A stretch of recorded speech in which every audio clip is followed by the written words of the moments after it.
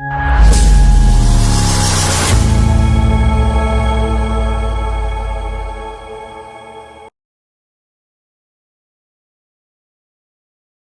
Sir. ওয়ালাইকুম আসসালাম। আপনি কেমন আছেন? আলহামদুলিল্লাহ ভালো।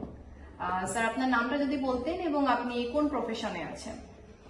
আমার নাম হচ্ছে মাতাউল গনি, আমি রিয়েল এস্টেট ব্যবসার সাথে রিলেটেড। স্যার আপনার প্রফেশনটা সম্পর্কে সংক্ষিপ্তভাবে যদি একটু বলতেন। আমি মূলত ঢাকা এবং ঢাকার আশেপাশে যে রাইজিং এরিয়াগুলো, ওই সমস্ত এলাকাতে যেগুলো নিচু জমি, ডোবা টাইপের, এই জমিগুলো আমি কিনে নিই, সাবকাবলা তৈরি করে কিনে নিই। তো তারপর আমি সেটাকে আর্ট ফিলিং করি, ডেভেলপ করি, অর্থাৎ একে ডেকোরেট করে সেগুলো প্লটিং করে বিক্রি করি। আচ্ছা স্যার, আপনার এই বিজনেসটাই পছন্দ করার পেছনে কারণটা কি? আলহামদুলিল্লাহ, এখানে রিটার্ন খুব ভালো, এই জন্য। আচ্ছা স্যার, আপনি কতদিন ধরে এই প্রফেশনে আছেন? মোরলেস 20 years। স্যার, আপনার এই বিজনেস শুরু করার ক্ষেত্রে কি কি স্টেপ নিয়েছিলেন এবং কি কি লিগ্যাল ডকুমেন্টসের প্রয়োজন হয়েছিল? আপনি কি রিয়েল এস্টেট বিজনেস করতে গেলে হচ্ছে তোমাকে জমির পেপার সম্পর্কে বেসিক একটা ধারণা থাকতে হবে। একটা জমি কিনতে গেলে কি কি পেপারসের প্রয়োজন, এটা সম্পর্কে বেসিক একটা ধারণা থাকতে হবে। আমাকে তাই করতে হচ্ছে এই সময়। আর হচ্ছে ফান্ড লাগবে, তোমার একটা ফান্ড লাগবে। আর হচ্ছে লোকাল একটা পরিচিতির ব্যাপার, লোকাল একটা লিঙ্কের ব্যাপার আছে। এই তিনটা জিনিস হলেই করা যায়। কোনো প্রকার ট্রেড লাইসেন্স বা এসবের প্রয়োজন আছে? করলে করা যায়, তবে এটা আগে ছিল না, এখন করতে হচ্ছে। স্যার, আপনি কিছুক্ষণ আগে বললেন যে হচ্ছে আপনি একটা জমি কিনেন, দেন ওটা ডেভেলপ করেন, দেন ওটা সেল করেন। এখন আপনার এই ডেভেলপমেন্টের ম্যাটেরিয়ালস কেনার ক্ষেত্রে আপনি কোনো ধরনের ডিফিকাল্টিজ ফেস করেছেন কিনা যদি একটু শেয়ার করতেন। হ্যাঁ, এক্ষেত্রে ডেভেলপমেন্টের যখন কাজে আমরা যাই, কেনার পরে লোকাল কিছু ঝামেলা আমাদের ফেস করতে হয়। এলাকার লোকাল কিছু চাঁদাবাজ থাকে, এদের বিষয় একটু থাকে, ওটা আমরা যে কোনোভাবে ম্যানেজ করে নিই। আর হচ্ছে আমরা মূলত জমিগুলো ডেভেলপ করে প্রথমে তো আমাদের আর্ট ফিলিং করতে হয়, বালি ভরাট করতে হয়। এক্ষেত্রে এই মাপঝোঁক যেটা, এটাকে বুঝতে হবে তোমাকে। এই মাপঝোঁকটা যদি তুমি না বোঝো, এখানে তোমার লস হওয়ার সম্ভাবনা আছে। দেখা যাচ্ছে একটা প্লটের মধ্যে তোমার 1 লক্ষ CFT বালু লাগবে। তুমি যদি এখানে ওই মাপটা প্রপারলি না বোঝো, তোমাকে দেখা গেছে ওরা 60 থেকে 70 হাজার CFT বালি দিয়ে দিবে, অতিরিক্ত 25 থেকে 30 হাজার বালি টাকাটা অ্যাক্সেস নিয়ে যাবে। এখানে তোমার একটু না বুঝলে লস হওয়ার সম্ভাবনা থাকে। তো এগুলো আমাদের এক্সপিরিয়েন্স হয়ে গেছে, এগুলো আমাদের কোনো সমস্যা হচ্ছে না এখন। আপনার ব্যবসাটা পরিচালনার ক্ষেত্রে লেনদেনটা কিভাবে করেন আসলে? আমি হচ্ছে কি, যদি বড় অ্যামাউন্ট হয় সাধারণত পে অর্ডারের মাধ্যমে করি, কিংবা কখনো RTGS এর মাধ্যমে করি। আমি সাধারণত চেকটা অ্যাভয়েড করি, কারণ চেকের এক্সপিরিয়েন্সটা আমাদের ভালো না অতটা। আমি অতীতে চেকের মাধ্যমে ট্রানজাকশন করে কোর্টে ফেস করতে হয়েছে আমাকে। তো সেখানে আমার একটা নেগেটিভ এক্সপিরিয়েন্স আছে, যার কারণে আমি চেকের মাধ্যমে কোনো ট্রানজাকশন করি না। আমি পে অর্ডার এবং RTGS এর মাধ্যমে বেতন করি। আমি ঠিক চেকের মাধ্যমে আর কি এটা রিসিভ হওয়ার একটা প্রবাবিলিটি থাকে, তাই তো? হ্যাঁ, ওইরকম। আপনার এই নেগেটিভ এক্সপিরিয়েন্সটা যদি আমাদের সাথে একটু শেয়ার করতেন। হ্যাঁ, এটা 2014-15 সালের কথা সম্ভবত। ওই সময় আমি একটা জমি বিক্রি করলাম, একটা প্লট বিক্রি করলাম। এক ভদ্রলোক তখন আমাকে 10 লক্ষ টাকার একটা চেক দিল। তো আমি ওই নির্দিষ্ট ডেটে আমি ব্যাংকে যাওয়ার পরে ব্যাংক বললো যে ইনসাফিসিয়েন্ট ফান্ড। তো আমি এসে আবার ওই ভদ্রলোকের সাথে যোগাযোগ করলাম। তো উনি বললো যে আপনি আগামী মাসে যান, এই ডেটে যান, ক্যাশ হয়ে যাবে। আমি ঠিক পরের মাসে আবার গেলাম, যাওয়ার পর ব্যাংক থেকে একই কথা বললো, কিন্তু ব্যাংক চেকটা বাউন্স করলো না, আমাকে আবার পরে যেতে বললো। তো ঠিক আমি আবার 1-1.5 মাস পরে আবার গেলাম, তখনও ক্যাশ না হতে ব্যাংক এটা বাউন্স করে দিল। তারপর একজন লয়ারের সাথে আমি কথা বললাম। তো লয়ার তো আমাকে সাজেস্ট করলেন মামলা করে দেওয়ার জন্য। মামলা করে দিলাম। তা মামলার যে প্রসেসিং গুলো যা দেখলাম, এখানে একটা প্রায় আমি 1 থেকে 1.5 বছর আমি কোর্টে যাতায়াত করলাম। তখন এটা ফিউচার দেখলাম যে এটা দীর্ঘসূত্রিতা মামলার যে জিনিসটা। তো কিছুদিন কোর্টে যেতে যেতে বা আদার্সের যে লয়ার, আমি কোর্টের দু একটা হিয়ারিংও দেখলাম। তো আমি আসলে আর আশাবাদী ছিলাম না যে আমি এই টাকাটা পাবো। তো পরে আমি নিজে মামলাটা উইথড্র করলাম।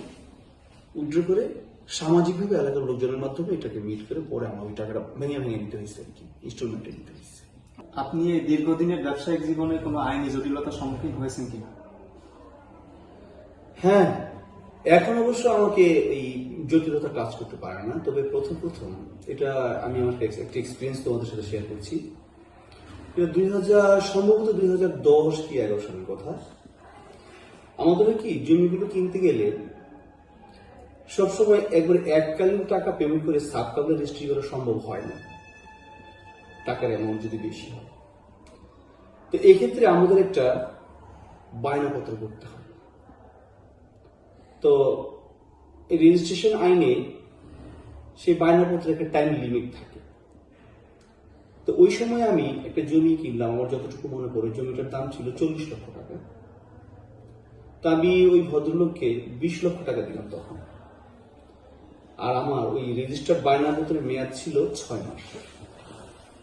তা 20 লক্ষ টাকা দিয়ে আমি ল্যান্ড ডেভেলপমেন্টের কাজ শুরু করে দিলাম।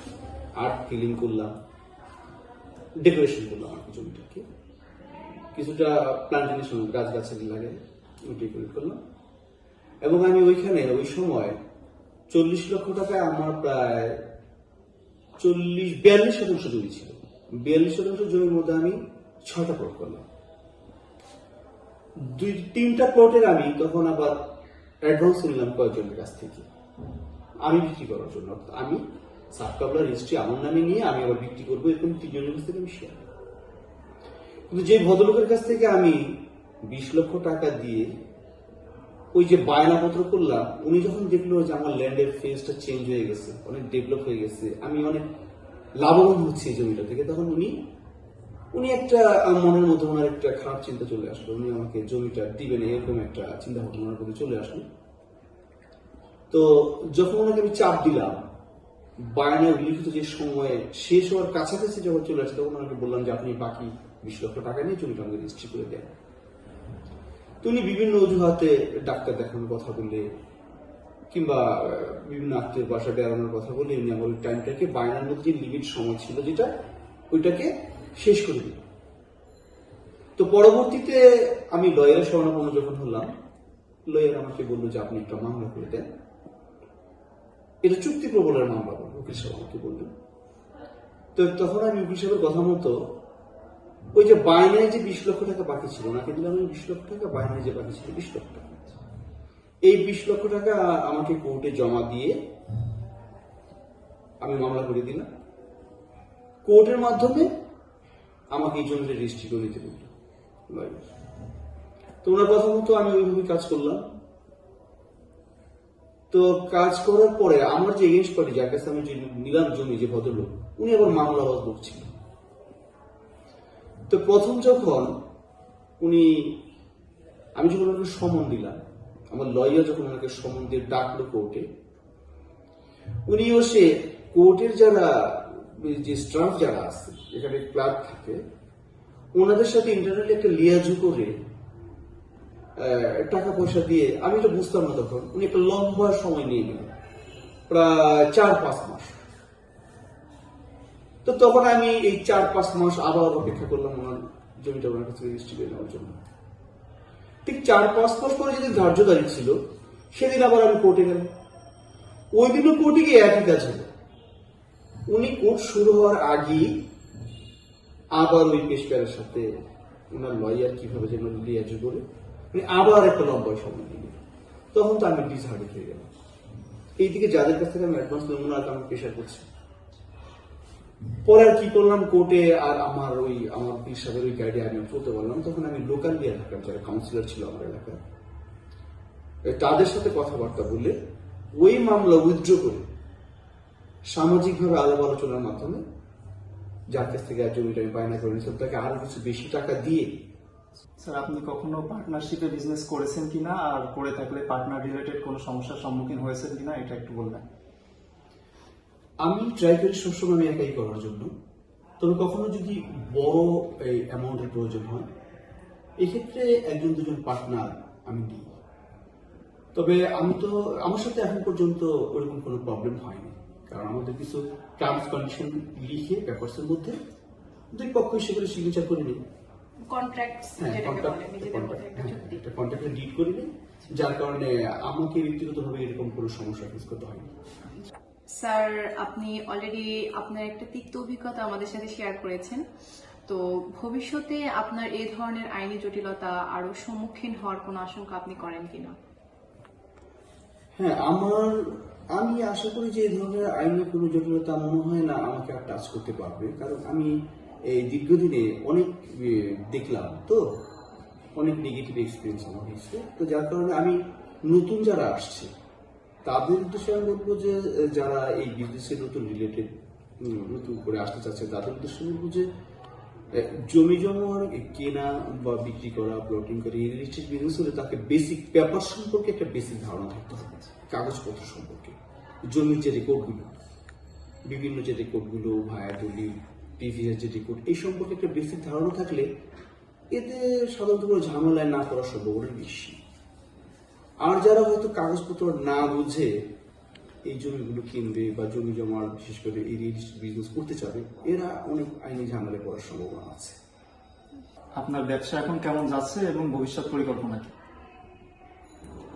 আসলে কি ব্যবসা এখন কি বলবো, ব্যবসা আগের মতো অতটা ভালো যাচ্ছে না, কারণ আমরা যারা এই ক্ষুদ্র পরিসরে ছোট পরিসরে যারা রিয়েল এস্টেট বিজনেস করি, যত দিন যাচ্ছে আমরা তত আইনি জটিলতা আটকে যাচ্ছি। গভর্নমেন্ট আমাদেরকে নতুন নতুন নতুন নতুন বাইন্ডিং দিচ্ছে।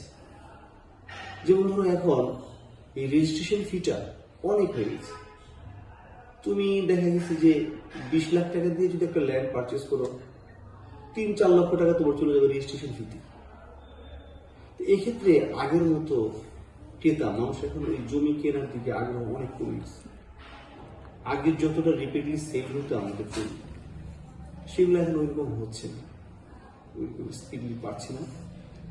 তো এইভাবে যদি চলতে থাকে, গভর্নমেন্ট যদি বিশেষ করে আমাদেরকে ছাড় না দেয়, তাহলে মনে হয় আমি এটার ভবিষ্যৎ খুব একটা ভালো দেখছি। এক্ষেত্রে সরকার যদি আন্তরিক হয় তাহলে হয়তো এটার ভবিষ্যৎ অনেক অনেক ভালো। কিন্তু গভর্নমেন্ট যদি নতুন নতুন আরো আইন করে আমাদেরকে আইনি জালে, আইনি জটিলতা আটকে দেয়, তাহলে এটার ভবিষ্যৎ খুব একটা ভালো না। স্যার আপনার এই অভিজ্ঞতা শেয়ার করার জন্য এবং আপনার মূল্যবান সময়ের জন্য অসংখ্য ধন্যবাদ। তোমাদেরকে ধন্যবাদ, ভালো থাকুন। Thank you sir.